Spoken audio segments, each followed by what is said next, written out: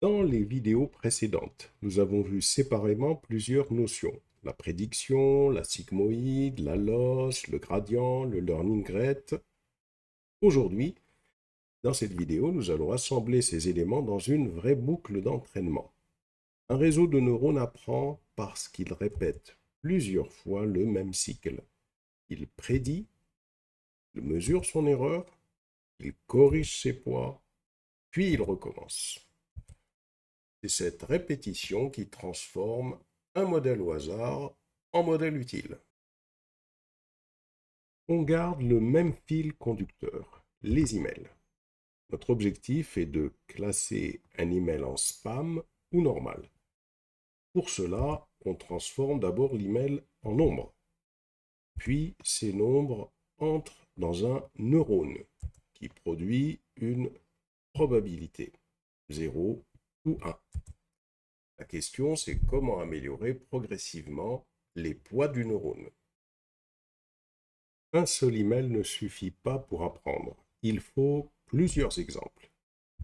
Certains emails sont des spams avec le label 1. D'autres sont des emails normaux avec le label 0. Cet ensemble d'exemples s'appelle un dataset d'entraînement. Apprendre, ça veut dire qu'il faut ajuster les poids pour réussir sur l'ensemble des exemples à faire en sorte que la loss soit la plus petite possible. Le mot époque est très utilisé en deep learning. Une époque signifie un passage complet sur tous les exemples d'entraînement. Par exemple, on a le dataset complet qui contient les emails 1, email 2, etc. Et le fait que l'on fasse un passage complet sur tous les exemples d'entraînement, ça constitue une époque. Si on fait 50 époques, le modèle voit 50 fois tous les exemples. La boucle globale est toujours la même. Pour chaque époque, on va parcourir tous les emails. Et pour chaque email, on va faire une prédiction. On va calculer l'erreur, on va calculer la correction et on va modifier les poids. Cette boucle est le cœur de l'entraînement. Pendant l'entraînement, on observe souvent la loss. Au début, elle est généralement élevée. Si l'apprentissage fonctionne, elle diminue progressivement jusqu'à arriver à une erreur plus faible. Cela signifie que le modèle se trompe de moins en moins sur les exemples. Et donc, si la loss baisse, ça veut dire que le modèle apprend quelque chose. On passe maintenant au code Python. Le but, c'est pas encore de faire un modèle industriel.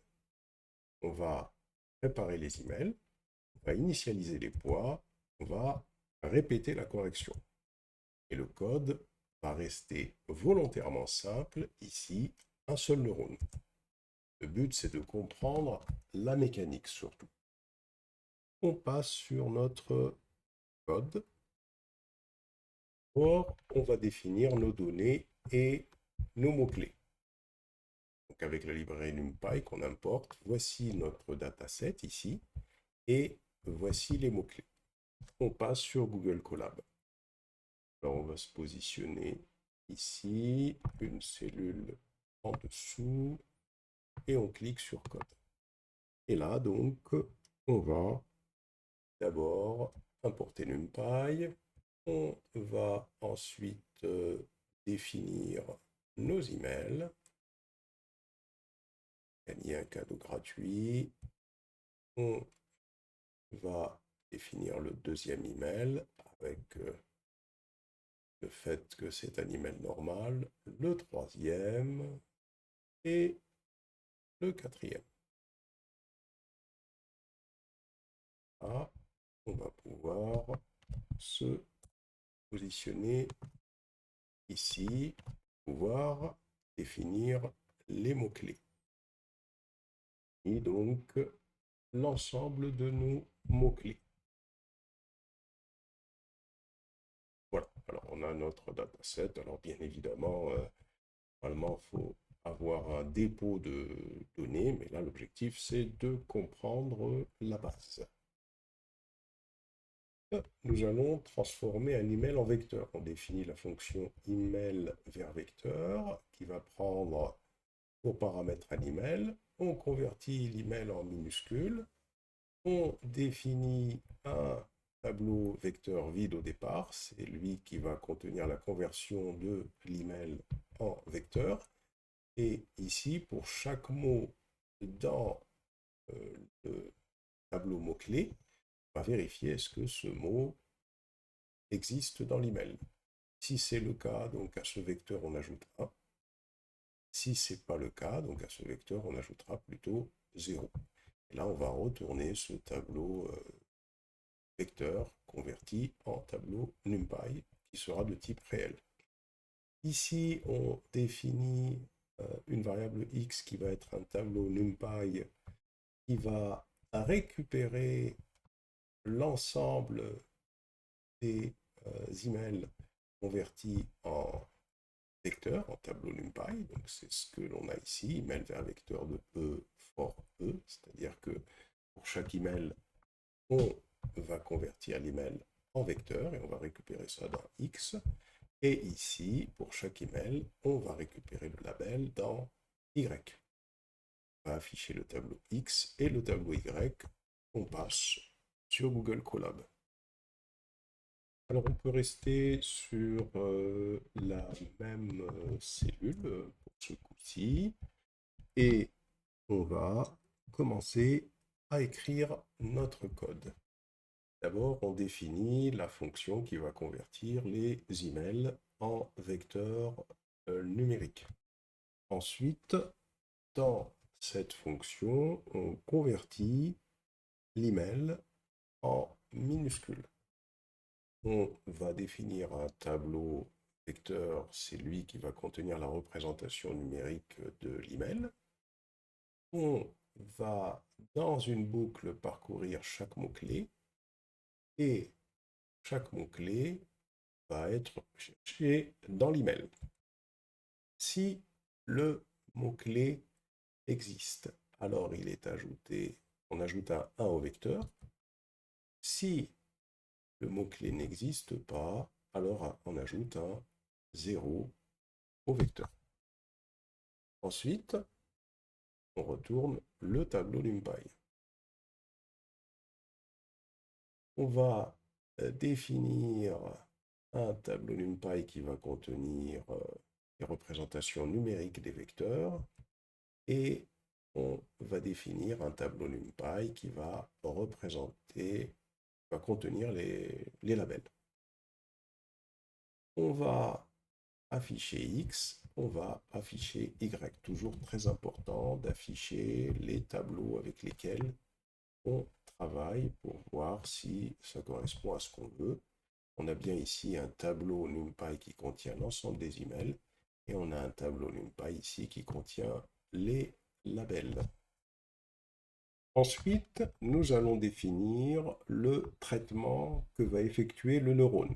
D'abord, on définit la sigmoïde qui va permettre de renvoyer une probabilité entre 0 et 1, qu'un email soit spam ou pas. On va définir 4 poids pour nos mots-clés, donc 0,1, 0,1, moins 0,1 et moins 0,1.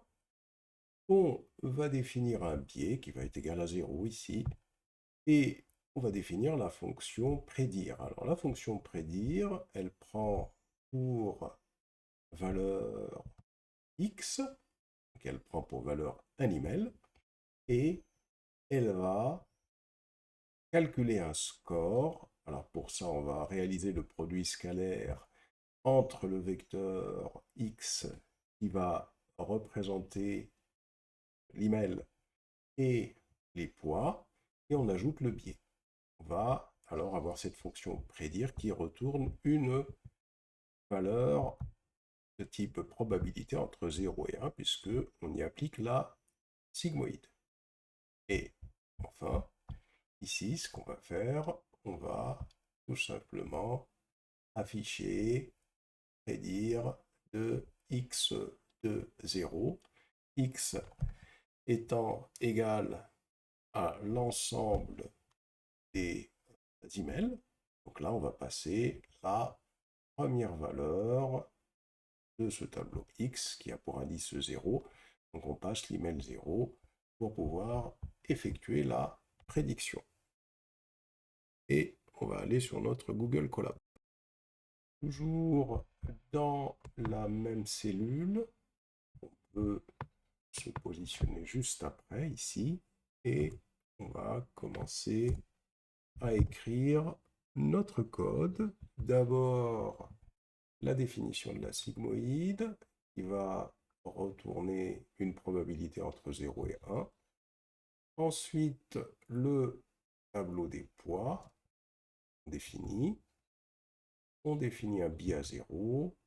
On va définir une fonction de prédiction. Cette fonction de prédiction va calculer un score qui va être égal au produit scalaire entre un vecteur et le tableau NumPy de poids. Ensuite, nous allons retourner une probabilité entre 0 et 1. On fait passer le score par la fonction sigmoïde. Et enfin, on va appliquer cette fonction prédire à x de 0. X de 0 va tout simplement être égal, alors si je descends un petit peu plus bas ici, à ce vecteur. Voilà, on exécute, et ici, voilà la probabilité que cet email-là, donc x de 0 soit un spam, est égal à 0,54. Dans ce traitement, on réalise un traitement pour une époque complète.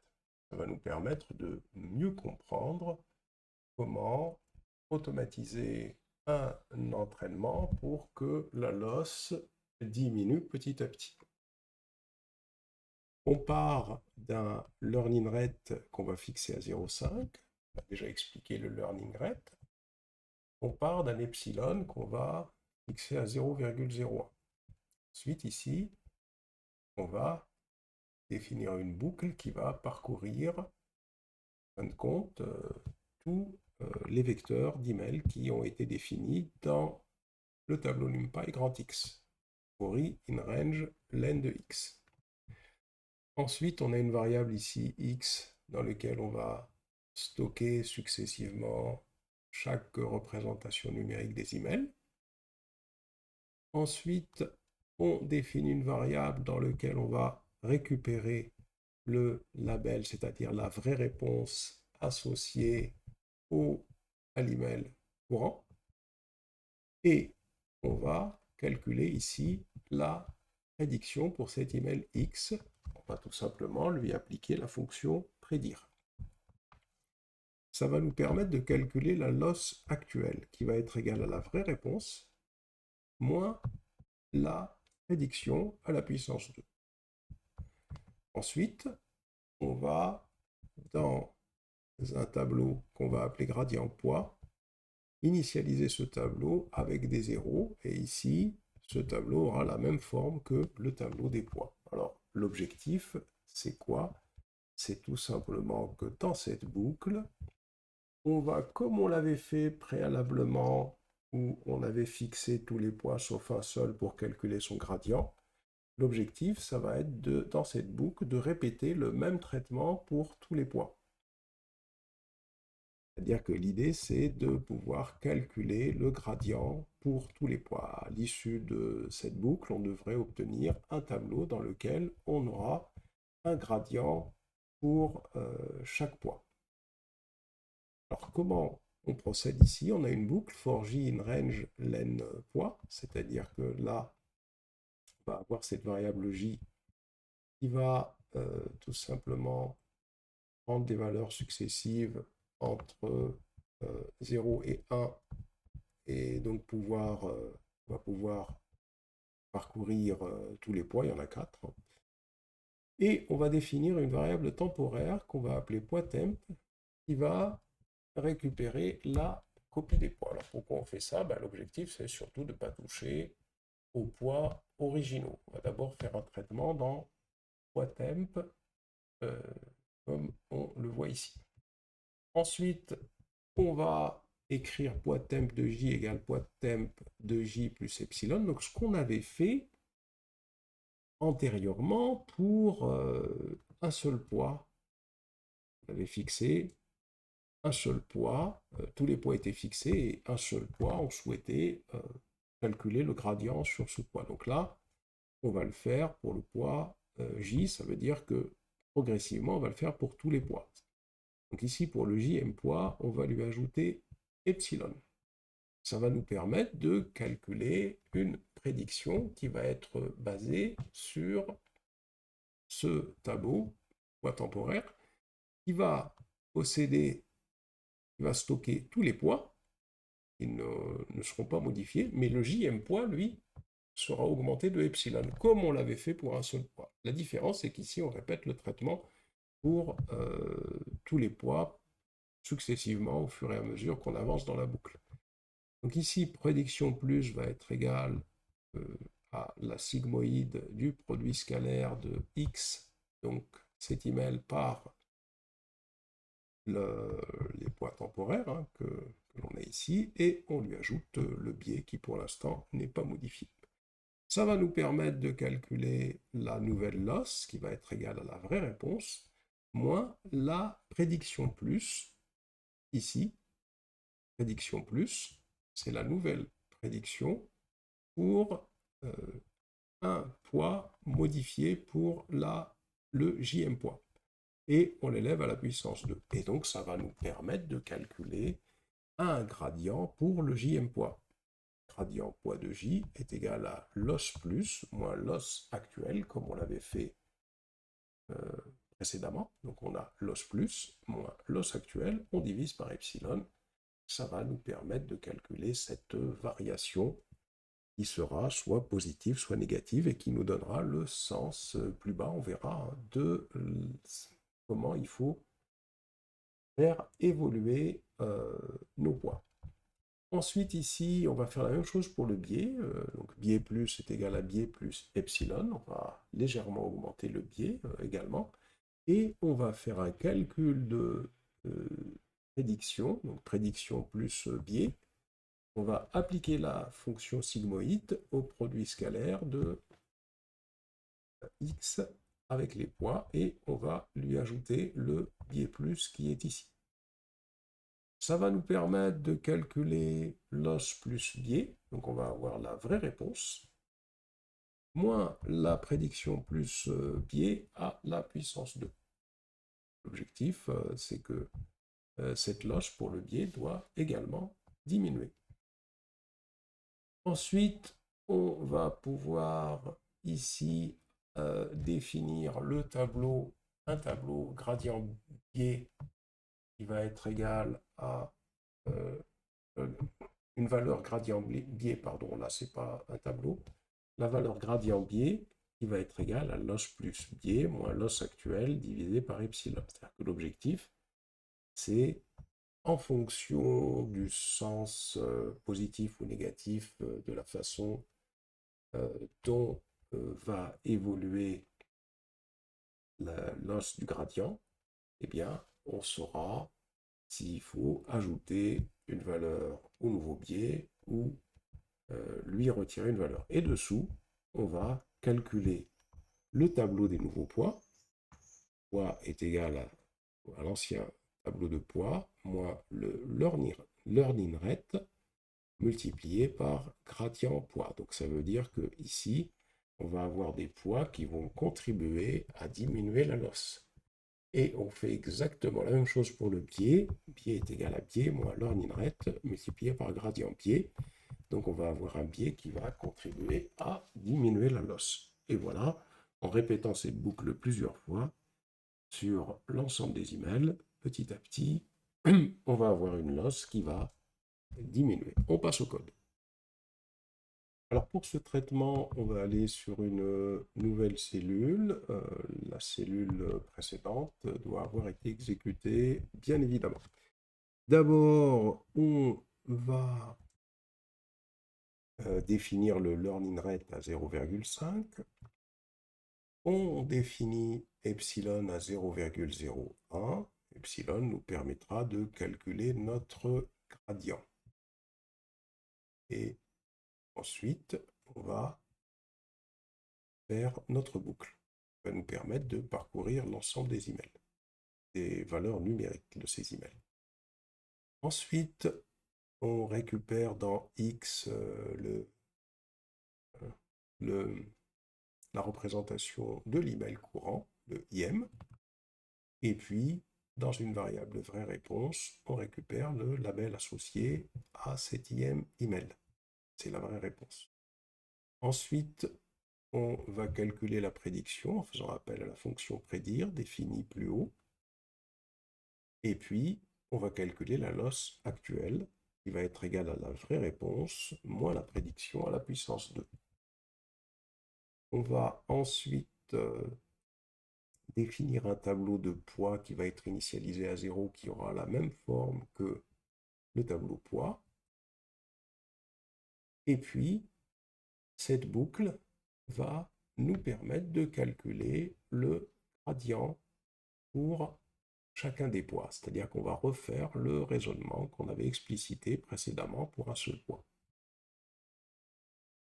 On va, dans un tableau temporaire, récupérer l'ensemble des poids, pour ne pas toucher au tableau original. Et puis, on va ajouter notre epsilon à poids temporaire de J. L'objectif, c'est que les autres poids sont fixés, on ne modifie que celui-là avec un petit epsilon pour calculer un gradient qui sera propre qu'à celui-là, pour l'instant, en regardant dans quel sens, ça va nous permettre de regarder dans quel sens va évoluer la loss. Ensuite, on va calculer la prédiction en se basant sur ce tableau poids temp qui possède les mêmes poids que le tableau des poids, sauf qu'on a modifié le JM élément. Et à mesure, ça nous permettra de le faire pour tous les poids. Ensuite, on va calculer la loss plus la nouvelle loss qui va être égale à la vraie réponse moins la prédiction plus à la puissance 2.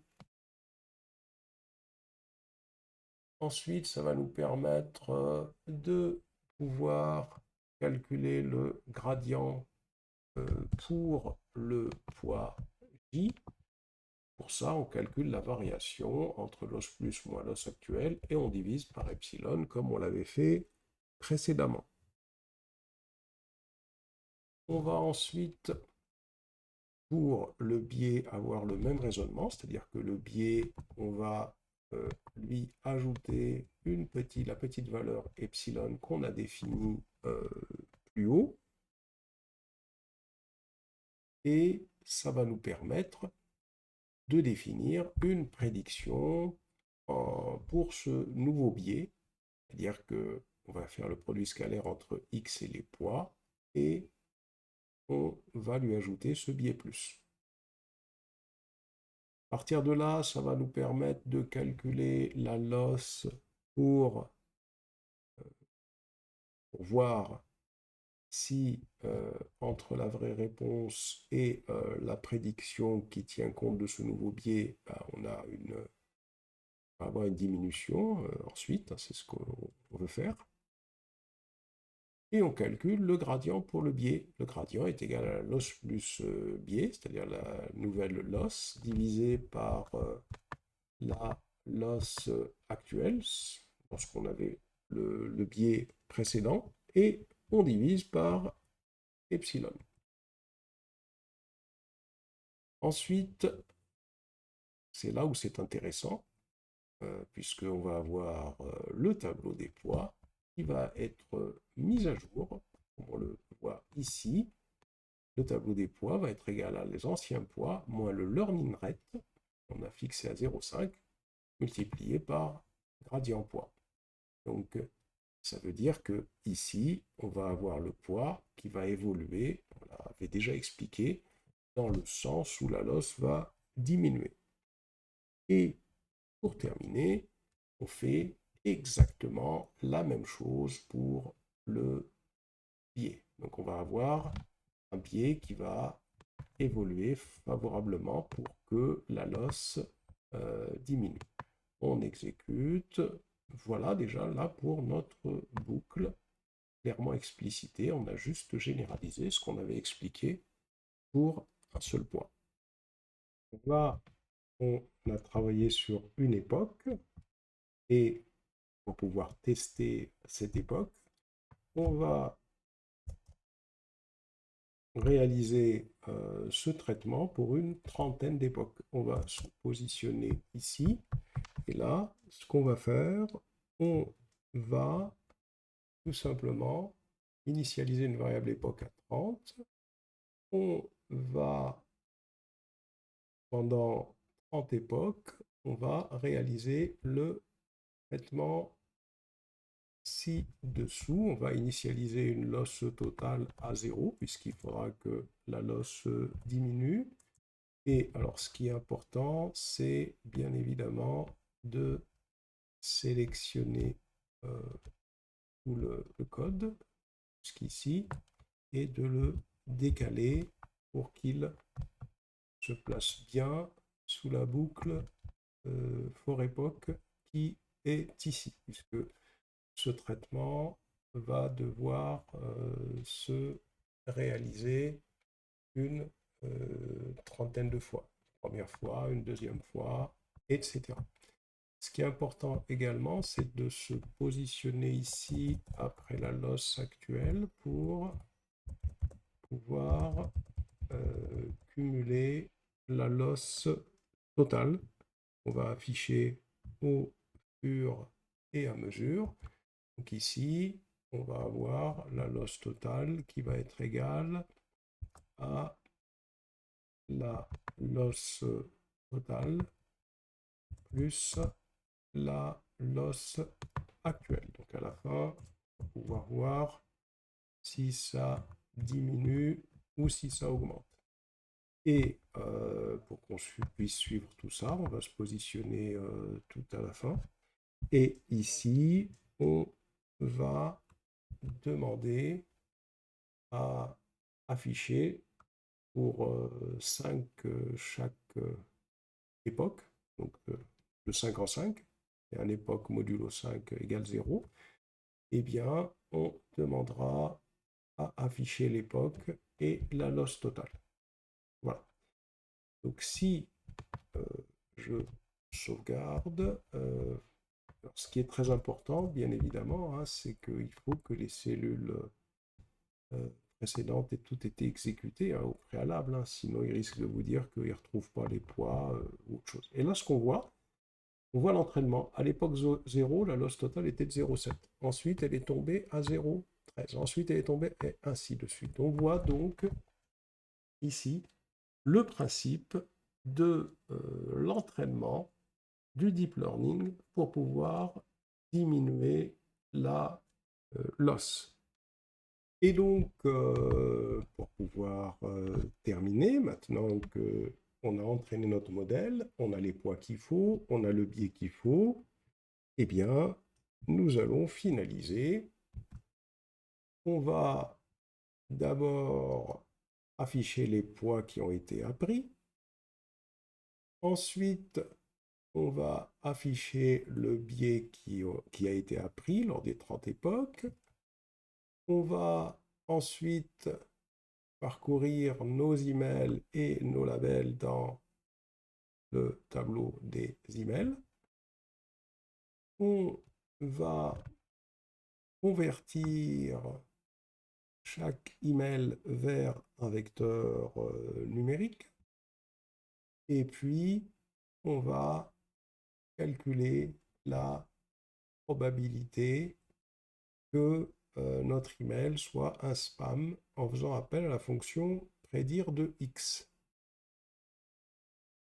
Et on va se poser la question si proba est supérieur ou égal à 0,5.